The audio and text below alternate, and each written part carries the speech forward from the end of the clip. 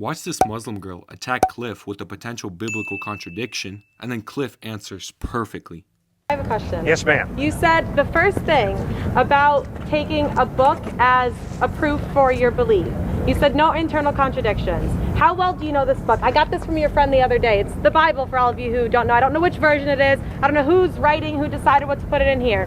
John, we'll read John 1:17, 18. Do you know this one?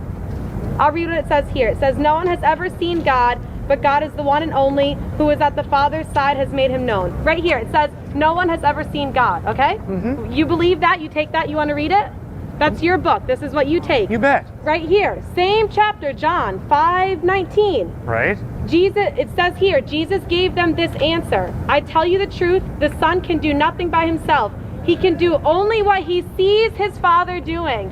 No one sees, he only does what he sees. Internal contradiction. So then this book has internal contradictions. Can we agree on that? Oh, you don't say yes or no answers. What do you say about this internal contradiction? One of the basic principles of interpreting any book is you have to read in context. And obviously when you read John chapter 1, the main point is Jesus is God in human form. He begins. Ma'am, am I allowed to answer you or not? But you're not making sense. You say the same thing. Well, then why are you wasting your time standing here talking to me if I'm not making sense? Because look at all these people here who have questions. There's fine, then why don't you let me go on to other people? If I don't make sense, ma'am, why do you waste your time? Why am I going to let you misguide them with your misguidance? Oh, I see.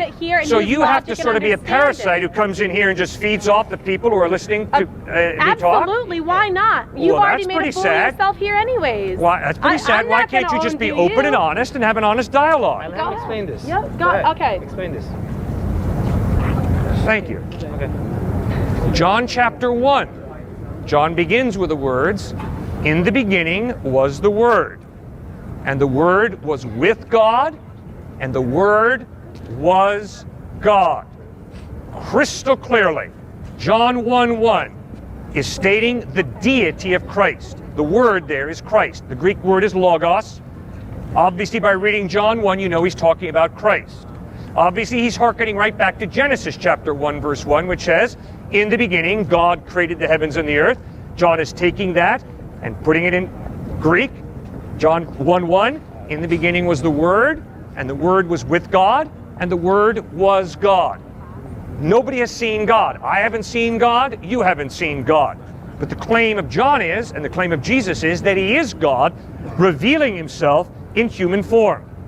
That's clearly, unmistakably what John 1 is teaching.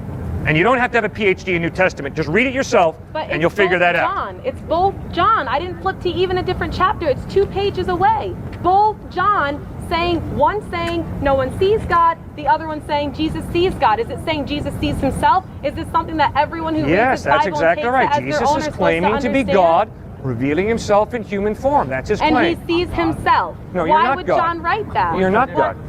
What's the difference? Well, if you die and rise from the dead, I will listen very closely to everything you have to say. Why is that the one thing that you take? Did you see George Washington inaugurated first president of the United States? Other people did. I trust that. Good. And other people saw Christ die on a cross and they saw him risen from the dead. But they have internal contradictions. No, there's no contradiction there. We human beings do not see God, but when God chose to become a human being in Jesus Christ, obviously Jesus knew the Father very, very intimately, very, very well.